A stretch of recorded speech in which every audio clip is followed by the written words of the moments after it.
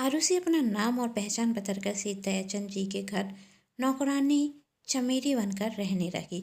आरुषि खुद को ही आईने में देखकर सोच रही थी, एक पर मैं कैसे बदल गई मेरी जिंदगी।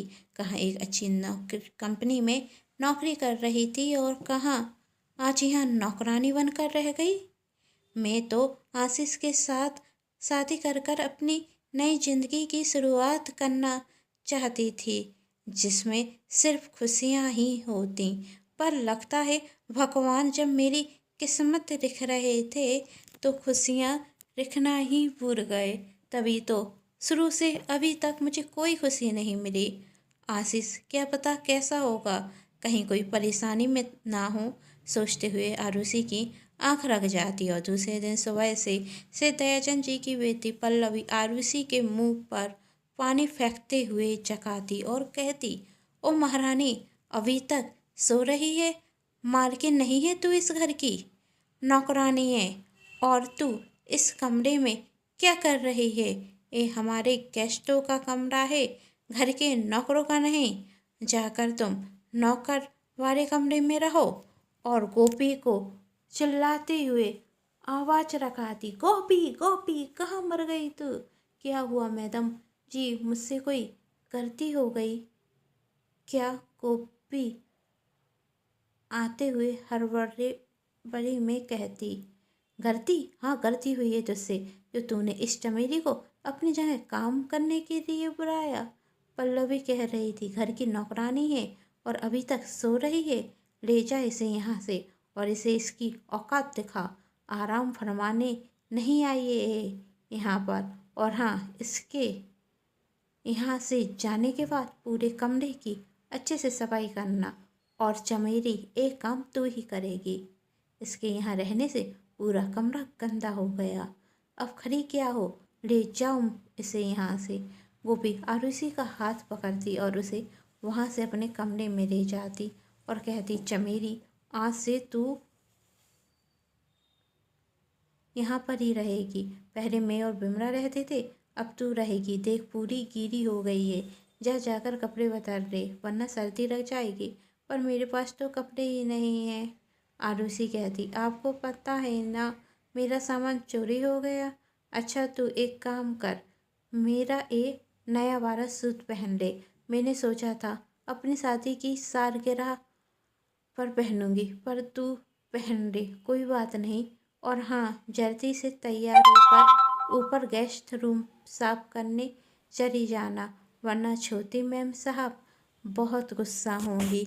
मैं चलती हूँ, रसोई का बहुत काम बाकी है। ठीक है दीदी, कहते हुए आरुषि कपड़े हाथ में देती और सोचती, दीदी एक दिन मैं आपको इनसे भी अच्छे कपड़े दूंगी।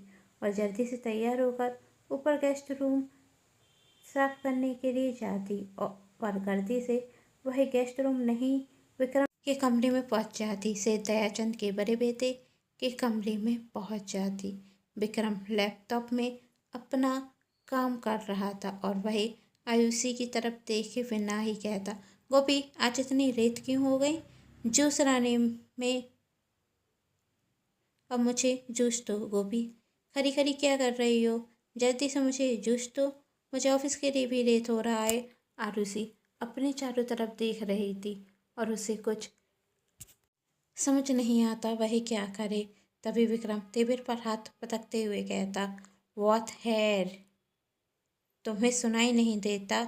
मैं कब से तुमसे जूस मांग रहा हूँ। और जब आरुषि की तरफ देखता तो एकदम से खड़ा होते हुए कहता, तुम तुम कौन हो और यहाँ पर क्या कर रही हो? मैं वो मैं वो मैं अब वो अब मैं ही करती रहोगी या कुछ बोलोगी भी? विक्रम ने कहा। तभी वहाँ गोपी आती और कहती, सर जी ये चमेली है, अभी नई नई है ना, इसलिए काम की कुछ ज़्यादा समझ नहीं है। ओह चमेली, मेरा फ़ोन आ रहा है, तू जूस पकड़ और सर को दे दे, मैं अभी आती हूँ। आरुषि अपने हाथ में लिए जूस की तरह देख रही थी। तब विक्रम चिल्लाते हुए कहता, स्टूपिड गर्ल, अब उस जूस को देखती रहेगी या मुझे भी देगी? कहते हुए विक्रम दो कदम आगे बढ़ता। विक्रम के चिल्लाने की वजह से आरुषि डर जाती और उसके हाथ से तिरे छूट जाती और पूरा जूस विक्रम के ऊपर गिर जाता। अब विक्रम गुस्से में कहता, स्टूपिड कर, ये क्या किया तुमने, मेरे पूरे कपड़े गंदे कर दिए। सो सॉरी कहते हुए आरुषि विक्रम की सैत पहुँचने आगे बढ़ती। तभी आरुषि का पैर फिसलता और वही विक्रम की बाहों में जाकर गिरती और दोनों का बैलेंस बिगड़ता और दोनों पैर पर गिरते।